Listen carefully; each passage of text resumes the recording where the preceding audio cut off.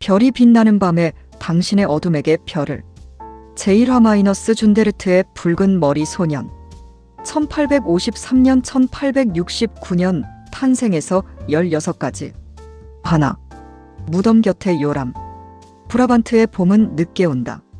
네덜란드 남쪽 끝 벨기에 국경에 붙은 시골 마을 흐로트 준데르트. 낮은 하늘, 모래 섞인 밭, 소나무 숲과 히스 황야. 1853년 3월 30일 이 마을 목사관에서 사내 아이가 태어났다. 이름은 빈센트 빌럼 반 고흐. 그런데 이 이름에는 그림자가 하나 붙어 있었다. 정확히 1년 전 같은 날인 1852년 3월 30일 이 집의 처자들이 죽은 채로 태어났다. 부모는 그 아이에게 빈센트라는 이름을 주어 교회 묘지에 묻었고 1년 뒤 태어난 둘째에게 다시 같은 이름을 주었다. 목사관에서 교회까지는 몇 걸음이었다. 일요일마다 아버지의 설교를 들으러 가는 길, 아이는 묘지 곁을 지났다. 그리고 거기 작은 묘비 하나에 이렇게 새겨져 있었다. 빈센트 반 고흐. 자기 이름이 새겨진 무덤 곁에서 자라는 유년이란 어떤 것인가? 기록은 아이의 마음을 전하지 않는다.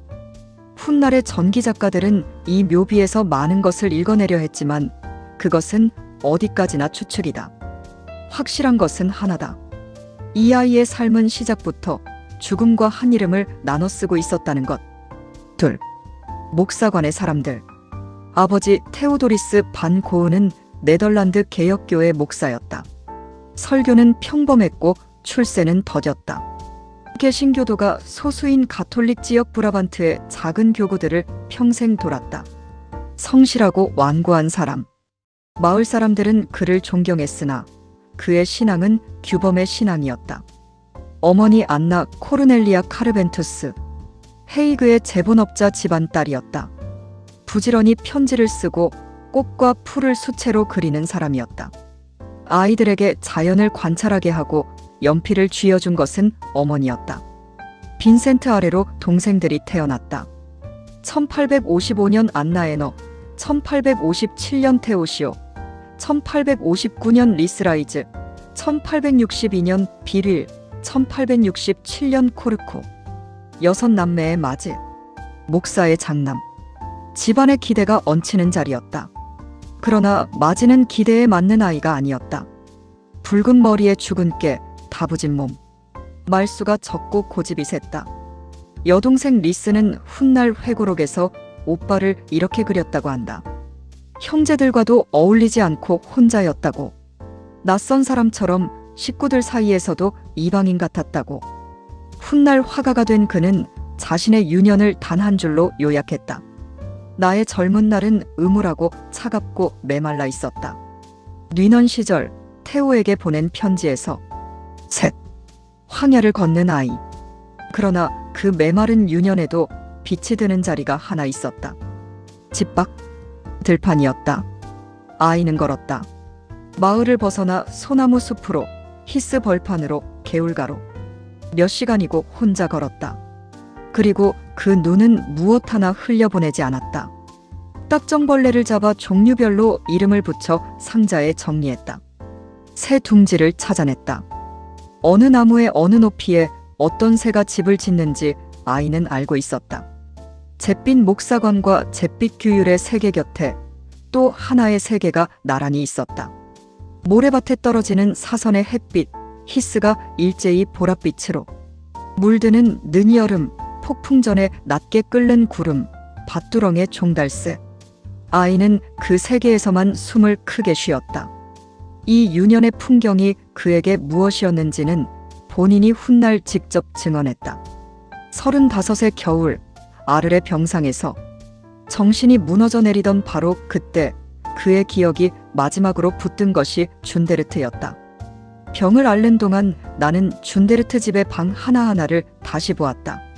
정원의 오솔길 하나하나, 풀 한 포기 한 포기, 들판의 풍경, 이웃들, 묘지, 교회, 뒤뜰의 텃밭까지. 묘지의 큰 아카시아 나무 위 까치 둥지 하나까지도. 1889년 1월 아르레서 테오에게 30년이 지나도 까치 둥지 하나의 위치까지 남아있는 기억. 그것이 이 아이가 세상을 보는 방식이었다. 화가의 눈은 아르에서 만들어진 것이 아니다. 준데르트의 황야에서 아무도 보지 않을 때 이미 만들어지고 있었다. 네, 테오. 1857년 5월 1일 넷째 아이가 태어났다. 테오도리스. 아버지의 이름을 받았고 다들 테오라고 불렀다. 형과 4살 터울.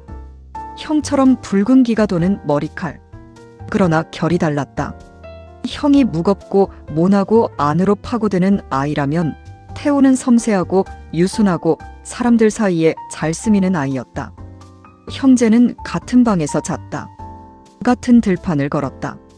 형은 동생에게 딱정벌레의 이름을 가르쳐주고 어느 둥 밑에 물총새가 사는지 보여주었다. 훗날 두 사람이 주고받은 편지에는 준데르트의 오솔길과 개울에 대한 회상이 거듭 등장한다. 어른이 되어서도 형제가 서로를 확인하는 암호는 언제나 브라반트의 들판이었다. 식구들 사이에서도 이방인 같던 아이에게 함께 걷는 동생 하나가 있었다는 것.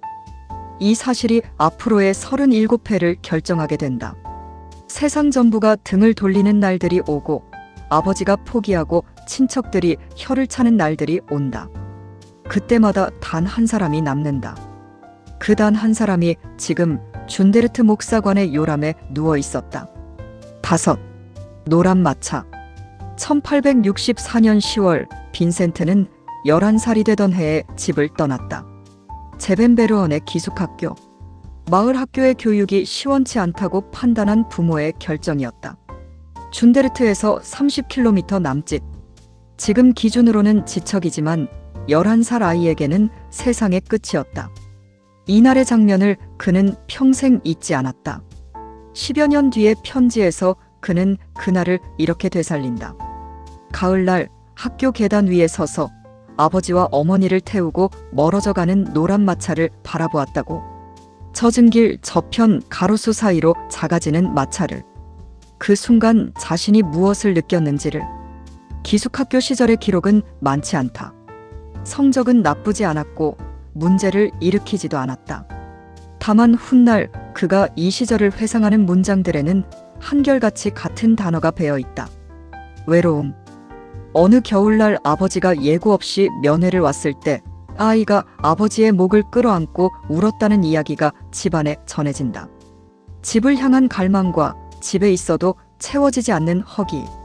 이 어긋남은 이후에도 그를 평생 따라다닌다. 그는 언제나 어딘가에 속하기를 갈망했고 언제나 속하지 못했다. 6. 틸비르흐. 그림을 배운 소년. 1866년 9월 13살의 빈센트는 틸비르흐의 신설 국립중등학교로 진학했다. 당시로서는 수준 높은 학교였다. 어학과 수학과 역사, 그리고 특기할 것이 하나 있었으니 이 학교에는 정식 미술교사가 있었다. 콘스탄트 하위스만스. 파리에서도 활동했던 전국적으로 이름이 알려진 미술 교육자였다.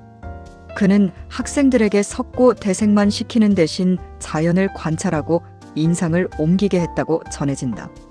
소년 빈센트가 이 수업에서 두각을 나타냈다는 기록은 없다. 훗날의 편지에서도 그는 이 시절의 미술 수업을 거의 언급하지 않는다. 다만 주당 몇 시간씩 2회에 걸쳐 보는 법과 그리는 법의 기초가 이 무렵 그의 손을 지나갔다는 사실만은 남는다. 성적은 첫 해에 무난했다. 그런데 1868년 3월 2학년 학기 중에 소년은 돌연 학교를 그만두고 집으로 돌아온다. 이유는 기록에 없다. 학비 부담이었는지 성적 부진이었는지 아이의 상태 때문이었는지 사료는 침묵한다. 확실한 것은 결과뿐이다. 목사의 장남은 15살에 학업을 접었고 이것이 그가 받은 정규 교육의 전부가 되었다. 7. 15. 비어있는 한 해. 1868년 봄부터 이듬해 여름까지 한 해 남짓. 빈센트는 준데르트의 집에 있었다. 무엇을 했는지는 거의 알려져 있지 않다. 학교도 직업도 없이 목사관의 맏아들은 15의 한 해를 그냥 보냈다. 들판을 걸었을 것이다. 그것 말고 그가 하는 일이 없었으므로 식탁의 공기는 짐작할 수 있다. 개신교 목사의 집안에서 노동과 소명은 신앙의 일부였다. 그런데 장남은 학업을 중단하고 집에서 겉돌고 있었다. 아버지의 침묵, 어머니의 근심, 어린 동생들의 눈치, 15의 소년이 식탁에서 느꼈을 자신의 자리. 훗날 음울하고 차갑고 메말랐다고 요약될 유년의 마지막 장이 이렇게 지나가고 있었다. 인생의 이력서로 보자면 완전한 공백. 그러나 이 시리즈가 끝까지 기억하게 될 한 가지를 여기 적어둔다. 이 사람의 생애에서 세상이 공백이라 부른 시간들은 단 한 번도 진짜 공백이었던 적이 없다. 황야를 걷는 소년의 눈은 그 한 해에도 쉬지 않고 무언가를 쌓고 있었다.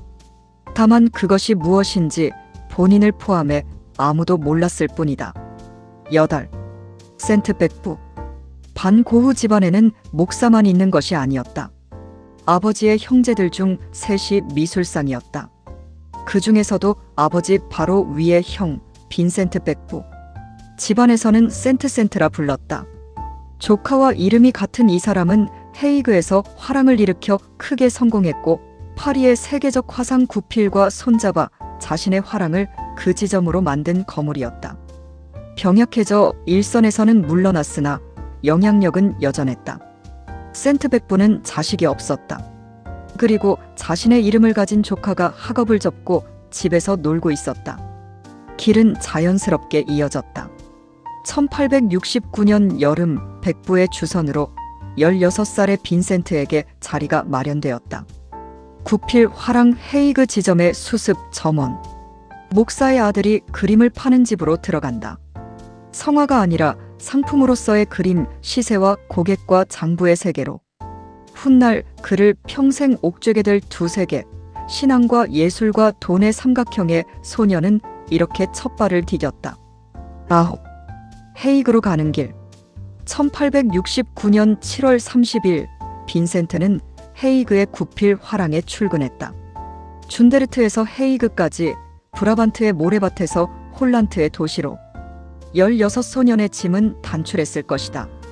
목사관의 규율과 황야의 기억과 자기 이름이 새겨진 묘비 하나를 마음에 넣고 그는 마을을 떠났다. 떠나는 자는 몰랐다. 이 길이 화가의 길이 아니라는 것을, 화가가 되기까지 아직 11년의 방황이 남았다는 것을, 그 11년 동안 화상으로, 교사로, 전도사로 번번이 실패하게 되리라는 것을, 그리고 또 하나, 3년 뒤 여름 헤이그로 놀러온 15살. 동생과 함께 빗속을 걸어 레이스베이크의 풍차까지 가게 되리라는 것. 그 길 위에서 형제가 어떤 약속을 하게 되리라는 것. 그 약속이 부르게 될 650여 통의 편지가 한 인간의 생애를 통째로 담은 채 150년 뒤에 우리에게까지 도착하리라는 것을. 소녀는 아무것도 모른 채 다만 헤이그행 기차에 올랐다. 닿는 말. 자기 이름이 새겨진 무덤 곁에서 자란 아이. 식구들 사이에서도 이방인이던 맏아들. 학교를 중도에 접고 이력서에 공백부터 만든 15. 시작만 놓고 보면 이 생애에는 아무런 약속이 없다. 그러나 그 아이는 황야를 걸었고 까치 둥지의 위치를 30년 동안 기억했고 함께 걷는 동생이 하나 있었다. 훗날 세상을 데우게 될 뿔은 이미 이 볼품없는 유년 안에서 지펴지고 있었다.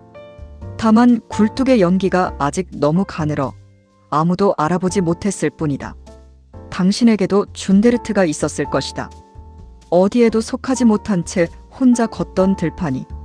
그 시간이 공백이 아니었음을 이 사람의 생애가 30화에 걸쳐 증언할 것이다. 다음 편 예고 제2화 첫 편지. 1872년 여름 레이스베이크 풍차로 가는 빗길. 19의 형과 15의 동생이 평생의 약속을 맺고 그해 9월 650여 통의 첫 장이 쓰인다.